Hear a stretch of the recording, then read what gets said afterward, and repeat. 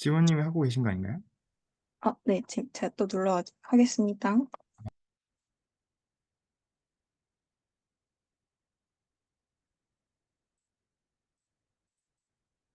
잘 보이시나요? 네. 네.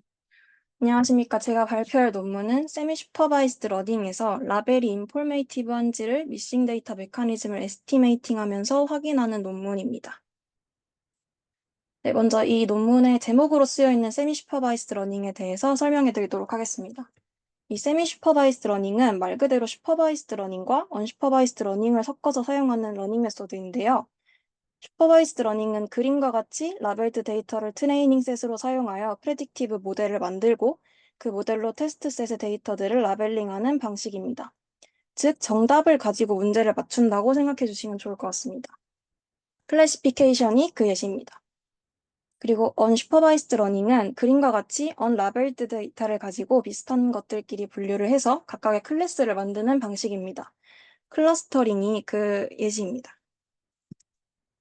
이제 언슈퍼바이스드 러닝에서 이제 한 번도 본 적 없는 데이터를 묶어서 라벨링 하는 것인데 이게 매우 어려운 일이기 때문에 사실상 이제 라벨링을 많이 해서 데이터를 분류하는 슈퍼바이스드 러닝이 좋은 방법입니다. 하지만 데이터를 라벨링 하는 것은 비용과 시간이 많이 들고 또 잘못 라벨링이 된 경우 잘못된 결과를 도출할 수 있기 때문에 라벨드 데이터에 의존하는 것은 좋지 않은 방법입니다. 그렇다면 라벨링된 데이터가 비싸니까 이를 조금 사용하면서도 좋은 결과를 낼 수 없을까를 이제 고민하다가 만들어진 것이 바로 세미 슈퍼바이스드 러닝인데요.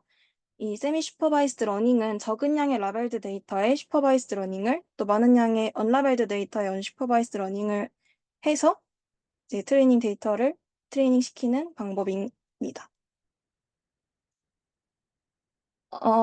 이제 세미 슈퍼바이스 러닝에는 중요한 과정이 하나 존재하는데요. 바로 라벨링이 된 데이터의 분포가 균일하다는 것입니다. 이제 이 말이 제가 잘 이해가 안 돼서 예시를 조금 찾아봤는데, 이제 의료 데이터를 다룬다고 가정을 해봤을 때, 이 데이터에는 환자들의 정보와 질병 유무에 대한 레이블들이 포함이 되어 있습니다. 그리고 데이터에는 환자들 중에서 일부만 진단을 받는 것이 아니라 모든 환자들이 진단을 받았다고 가정을 하는 것입니다.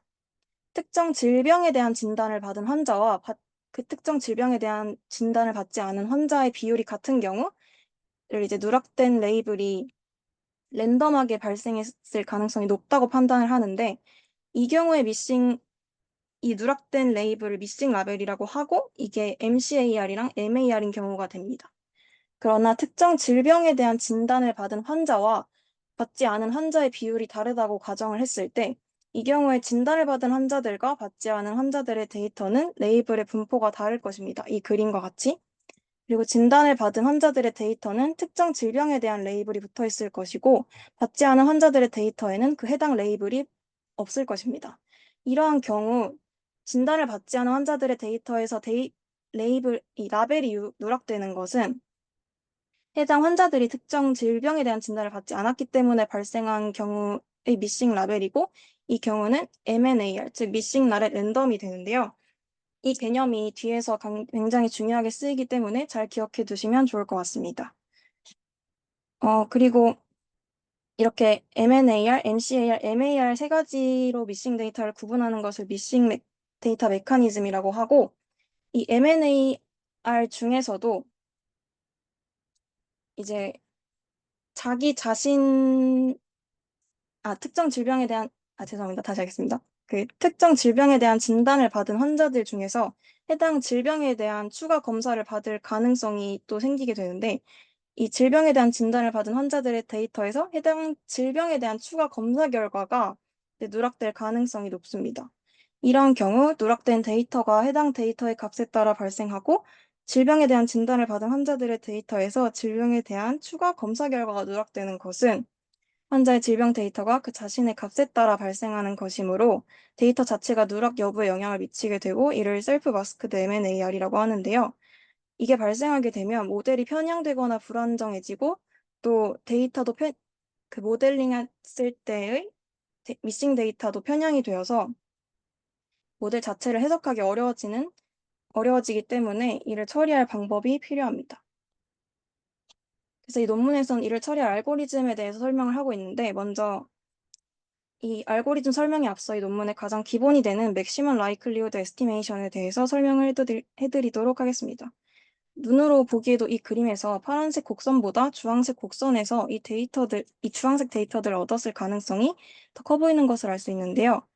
맥시멈 라이클리후드 에스티메이션은 관측되는 데이터들을 가장 잘 모델링하는 확률 분포의 파라미터를 찾는 알고리즘입니다. 각 데이터 샘플에서 후보 분포에 대한 높이를, 즉 이제 라이클리후드 기여도라고 하는데, 이걸 계산해서 다 곱하여 전체 표본 집합의 결합 확률 밀도의 함수를 이제 라이클리후드 펑션이라고 하고, 이 함수의 로그를 씌운 값이 바로 로그 라이클리후드 펑션입니다. 이 논문에서는 로그 라이클리후드 펑션을 이와 같이 사용하고 있습니다. 이제 저희가 앞서 말씀드린 것 같이 처리해야 할 미싱 데이터가 M&AR 데이터이기 때문에 이를 처리할 두 가지 에스티메이터를 이 두 가지 수식으로 표현을 했는데요. 첫 번째는 IPW 에스티메이터이고, 이 두 번째는 전통적인 SSR 에스티메이터 방법으로 한 M&AR 처리 방식입니다. 이제 여기서 이 파이의 값을 처리하는 게 되게 중요한데요. 저희가 처리할 이 파이에 들어갈 에스티메이터를 이 논문에서는 또 두 가지로 소개를 하고 있습니다. 첫 번째는 모먼트 에스티메이터이고, 두 번째는 맥시멈 라이클리후드 에스티메이터입니다. 파이를 이용해서 앞서 보여드린 두 가지 알고리즘 업데이트를 해서 SSR 알고리즘을 계속해서 돌리는 것입니다. 그래서 이 기존에 앞서 설명드렸던 맥시멈 라이클리후드 에스티메이터와 이제 모먼트 에스티메이터를 사용해서 뉴메리컬하게 실험을 진행해 보았는데요. 저희가 테스트할 거는 총 세 가지 MLE, MEE, MEG입니다. MLE는 이제 맥시멈 라이클리후드 에스티메이터를 이렇게 돌린 것이고, ME는 모멘트 에스티메이터를 이제 무빙 에버리지 스트레치를 사용해서 돌린 것이고, MEG는 이제 모멘트 에스티메이터를 이것과는 다르게 이제 세타를 이용해서 그레디언트를 프로파게이팅해서 돌리는 것입니다. 그래서 결과적으로 보았을 때 저희가 제안한 MLE, MEG, ME 알고리즘 이 세 가지가 기존에 존재하던 알고리즘보다 로스도 적고 어큐레시가 더 높은 것을 볼 수 있습니다. 때문에 상당히 효과적인 알고리즘이자 에스티메이터라는 것을 알 수 있습니다.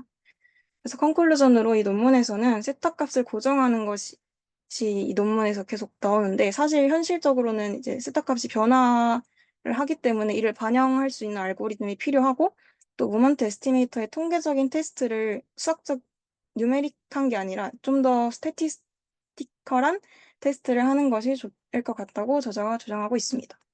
네, 감사합니다. 혹시 질문 있으신가요? 저 질문 하나만 해도 될까요?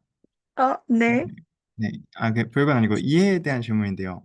그리고 아까 ML이나 이런 게 그리고 네.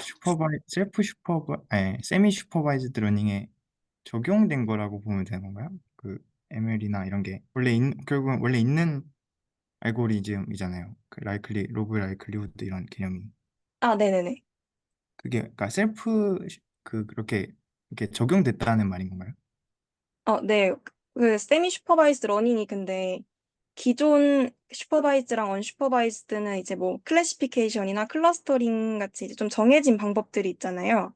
네네. 근데 이제 이 세미 슈퍼바이즈드 러닝 같은 경우에는 그걸 어떻게 섞어서 쓸지를 되게 다양하게 정할 수가 있어서 이 알고리즘 자체가 종류가 다양해요. 그 내부적으로. 네.